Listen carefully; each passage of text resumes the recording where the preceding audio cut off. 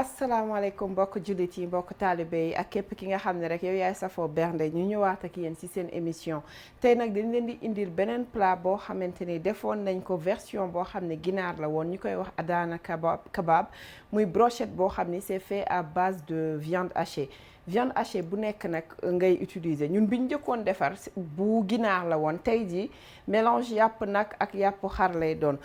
donc lii nag moo siy dem. Dinañu soxla viande hachée ku nekk bi nga am man moitié xar moitié kii laa def ak nag après mu am graisse aussi contenu graisse bi dafa war a xaw a bëri même bu fekkee 80% yàpp la 20% graisse moo gën sinon dafay daal di wadd soo koy lakk. Dinañ soxla aussi yeneen épices yi nga xam ne moom laa siy def mu nekk cumin. Dinañ soxla aussi ail en poudre oignon en poudre dinañ soxla tuuti kaani bu mokk loolu c'est optionnel dinañ soxla aussi paprika ak curcuma poivre noir ak aussi coriandre bi nga xamante ni tey yoruma poudre bi mais doom bi laa yore dinañ soxla tuuti ginger tuuti kaani aussi kaani xeeñ dinañ soxla poivron ak soble ak aussi persil dama yore mélange yu ñaar persil bu plat bi ak persil bu chinois bi ak aussi kii oignon vert ak nana menthe bu bare donc ak sel ak tamit suñu mélange d'épices bi ngeen gis fi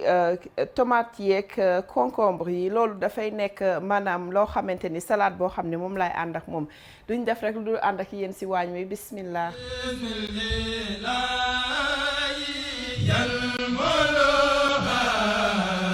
Voilà gis ngeen fi mu nekk nii damay jël sama épices yi nga xam ne poivre kii la doom yi la moom laa jël ma wal ko nii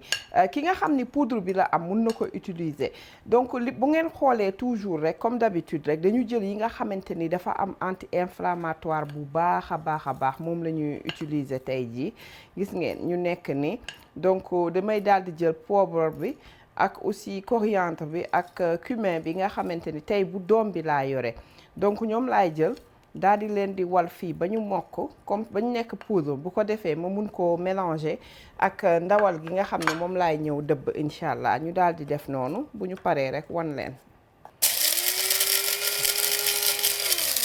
Voilà gis ngeen léegi fi mu nekk nii dañuy daal di ñëw dëbb nokkos bi nga xam ne moom la ñuy def ci viande hachée bi donc li ma am fii xaaral ma pousse nii ngeen gis bu baax dama jël sama. Persil yi mooy bu chinois bi ak bu italien bi mooy bu tàcc bi ma daal di koy def ki nga xam ne bu chinois kese la am wala bu yaa xam ban nga am mu utiliser loolu donc moom laa jël ma dagg ko ak soble bi ak poivron bi ak soble bi bu si nekk moitié laa jël ma jël aussi ñaari branche wu kii oignon vert mu ngi nii donc ak kii bi naanaa bi tamit dinaa ko si def donc damay daal di def yii ba pare fejet leen ba pare dooro lijjanti ndawal gi nga xam ne mooy dugg ci biir incha allah jinjeer mu ngi nii ma def ci donc defuma lu bari lu yem kese laay def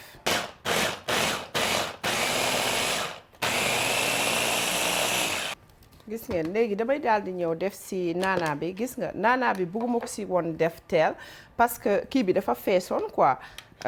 suñu mixeur bi dafa feesoon mais ki nga xam ne am mi ngi yore mixeur bu mag a mag te lépp xaj si mun nga ko si def aussi gis nga su ma defee nii ma jël damay denc lenn li pour suñu salade bi nga xam ne moom moo am kii moom la ñu def ak tomate fraîche yeeg yooyu gis nga ñu daal di def nii suñu paree ñëw tegaat ndànk moom tamit mixé bismillah. Voilà gis ngeen léegi li ma def nii dama wàññi fii tuuti ci sama nokkos bi parce que lii dafa fees daal dafa ndaw pour ndawal gi mais damay daal di def moitié def jëlaat beneen moitié bi def ko parce que su ma ci naree def yëpp du ci xaj gis nga su ma defee nii juste pour mixer ko kese laay xool bismillah.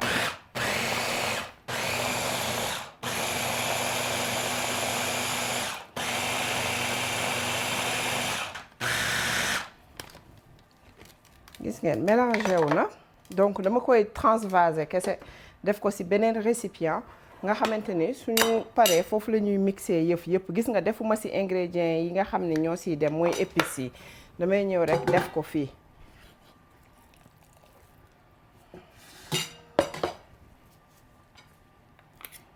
ñaar yëpp nii laa koy def donc damay sotti wal beneen bi juste rek comme booy defar boulette à la seule différence que ni bii duñ ci def chapelure duñ ci def nen duñ ci def dara noonu lañ koy lijjantee incha allah. ñu daal di jëlaat deuxième bi def ko même procédure bi donc ñu continuer wal nga xamante ni suñu ñëwaatee ak yéen incha allah bu ñu paree yëpp la ba ñu commencé mélanger ak épices yeeg yooyu si la ñuy ñëwaat ak yéen. donc dinañ def aussi laaj bu tooy dama ko fàtte woon mentionné sànq laaju doom dinaa ko indi def ko si parce que dama ko fàttee génne. voilà gis ngeen defar nañu suñu kii bi suñu viande hachée bi nga xam ni dañ ko wal donc moom la ñu def fii wàccee ko ci bool bi léegi dañuy daal di ñëw nag def suñu ay épices. donc gis nga poivron paprika ak kaani ak curcuma ak aussi oignon en poudre ak ail en poudre voilà léegi ñu war a dem jëli ji suñu sel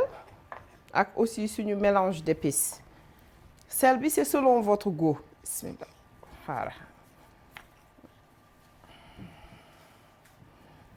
Bismillah. léegi ñu jël suñu mélange d'épices bi.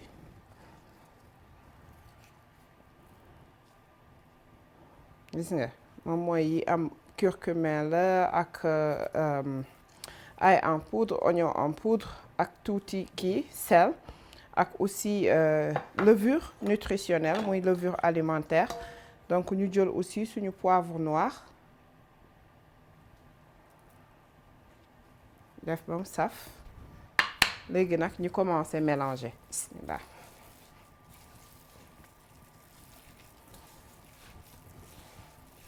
gis nga nii rek lañ koy mélanger ba mu baax léegi ki nga xam ne par exemple moom wóoru ko surtout bu fekkee ne da nga am ay invité ak yooyu man je trouve que c'est pas nécessaire pour man parce que su fekkee ni xorom bi manqué na mun naa ko rattraper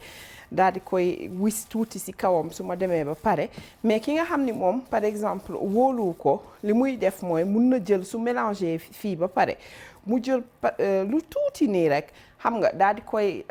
lakk mbaa mu saaf ko rapidement léegi bu ko defee après li muy def mooy dafay daal di ñam foofu assaisonnement mu xool lan la mën a dooleek yooyu donc fi mu nekk nii lii la ñuy def daal di koy jël suñu paree dugalaat ko ci même bool bi ñuy yore woon bi sànq fi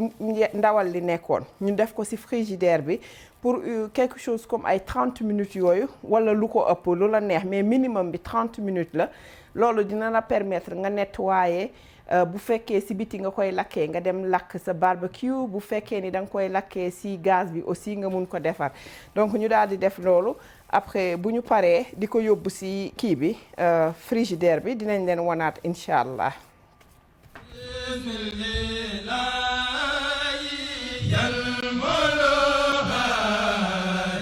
gis ngeen sama bant brochette yi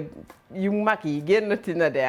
mais kii bi moo ko laaj nag tey fii laa ko bëgg a defaree ki nga xam ne amu ko mun na jël brochette wu bant yi wala même bu fer bi mais day teg ñaar ñu nekk côte à côte quoi comme ça nga xamante ne di nga fa gaaw a jóge sinon rek dafay def comme bi ñu defaree bu ginaar bi ni mu meloon donc gis ngeen dafa duggoon ci frigidaire bi léegi laa ko génnee nii day nekk liggéey bu xaw a gaaw tuuti nag incha allah dañuy daal di ñëw attends ma def nii ngeen gis bu baax gis nga bu seddee li ngay def dina mën a yomb daal ma jël benn quantité bu xaw a substantielle quand même gis nga toujours rek comme procédure boobu ñu defoon fexe ba mu def nekk vraiment boulette carrément boulette bu dëgër. su ma defee nii ba pare léegi ma fexe mu xaw a oblong tuuti parce que dama koy def mu allongé wu gis nga nii léegi nag ma daal di jël bismillah gis nga kii bi digg bi laay xool quoi su ma jëlee digg bi ma daal di ko ci insérer bu baax a baax a baax gis nga daal di commencer di ko pousse muy dem fi mu nekk nii man na jàpp rek laay wër bu sa loxo di commencer di coller yow bul kii bul woori jëlal ndox bu tàng nga teg ko à côté donc loolu rek ngay def gis nga ma tourné waat ko nii fexe mu dem donc sama damay jël baaraam bi bu ma pouce bi ak index bi di ko def donc loolu moo may muy allongé wu nii gis ngeen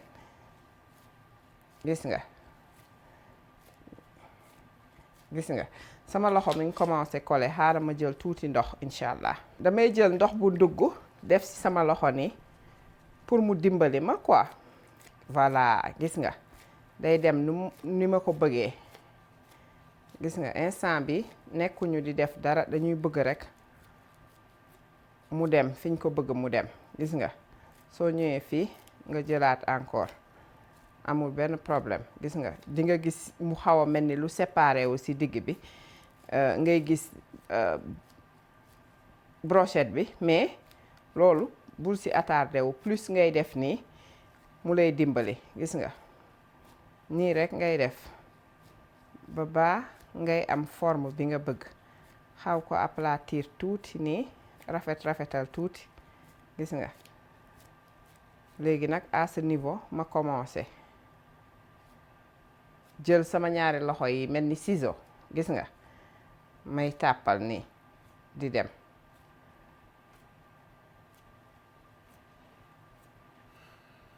gis nga bu amee excédent bu ëpp comme fii ma daal di continuer nii dindi gis nga ñu jëlaat encore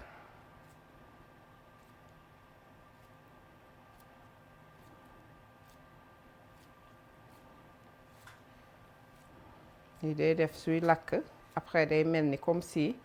danga ko defoon si ay four ak ay façon kii gis nga ma xaw a niveler nii juste pour mu rafet rek gis nga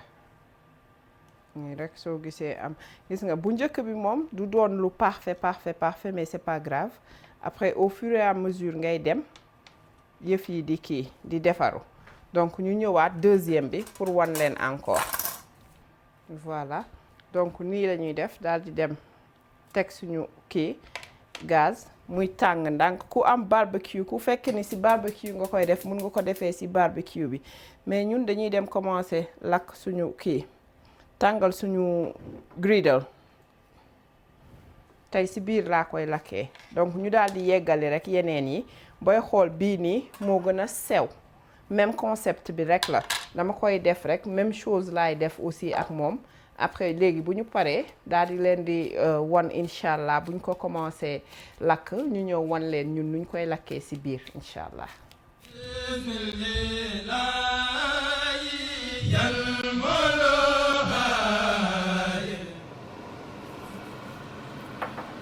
bu baax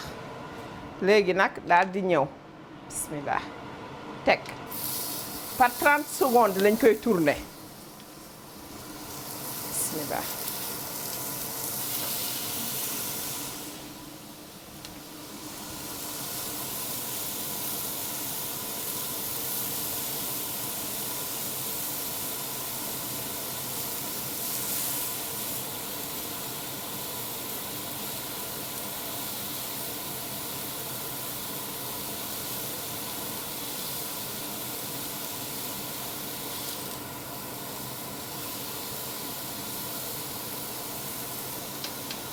nga nii rek lañ koy def ba mu ñor xom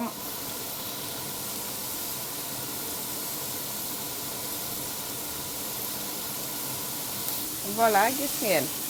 daanaka pare na donc dañuy daal di ñëw rek daal di koy teggi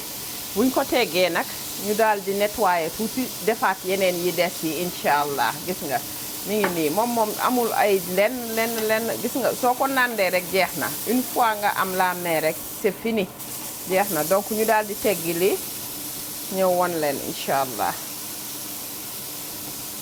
nga ma wan leen boo ko buggee dindi libéré donc da ngay xaw a bës nii ci suuf nu tuuti pour mu lâcher li nekk fii léegi nga jël mburu wala comme man li ma yore nii sopalin wala sa loxo bu la ci neex rek nga daal di koy xëcc nga xam ni dafay topp yëf yi gis nga day glisser carrément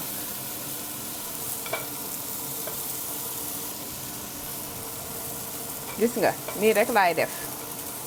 ma daal di koy glisser mu génn gis nga libéré wu ñu wanaat leen beneen bi gis nga pousse fii ci kaw pousse pour gis nga boo poussé rek léppay lâché wu nga daal di commencer glisser ko ndànk teg gis nga noonu rek lañuy def daal di continuer lakk suñu yeneen yi bu ko defee après ñu daal di leen ñëw wan leen salade bi ñu koy booleel ak yooyu ak ñu koy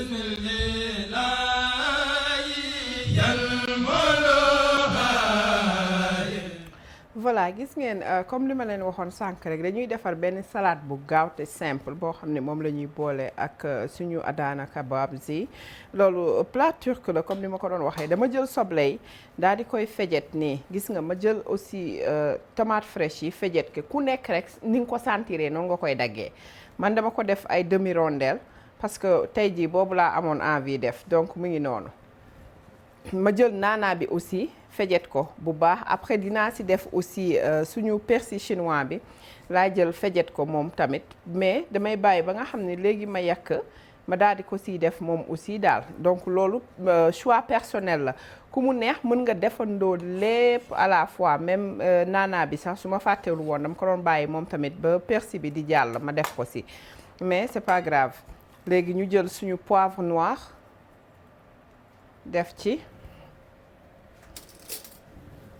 daal di jël suñu mix assaisonnement mélange bi ñu def ci damay def lu yem rek su ma bëggee dolli après dolli daal di jël aussi tuuti sel gis nga tuuti rek def ci donc jël zeste benn limon daal di siy def mooy limon bu jaune bi quoi parce que ñun suñu citron yi fii mooy loolu du ko tax a saf cafka gi yëpp mu ngi nekk ci zeste bi donc man damay préférer lu ci ëpp di def zeste bi ci biir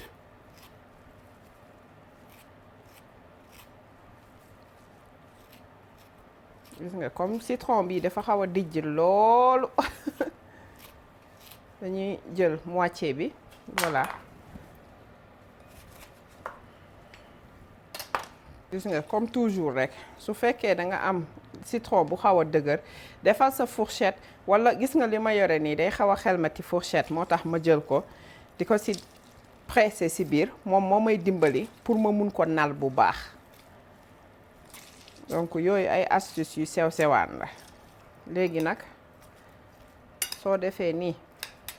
ñu jël suñu huile d'olive bismillah def ci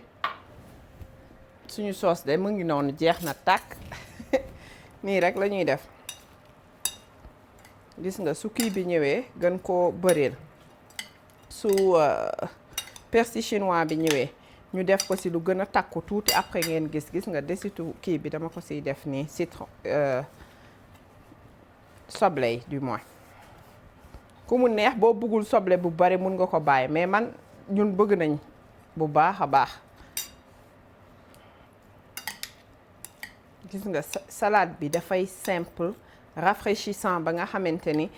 donc mu ngi nii mais bii nag moom bokkul ci yi nga xam ne day kiyal sa fraîcheur u gémmiñ déedéet ndax soble bi moo tax ki nga xamante ni dafa war a dem feneen foo xamante ni peut-être nit ñooñu lekkuñu même recette que moom mu omettre soble bi wala mu def ci tuuti rek daal salade bi jeex na tàkk léegi ñu daal di nettoyer après ñëw nag léegi daal di wan leen ni ñuy assembler et tout incha allah.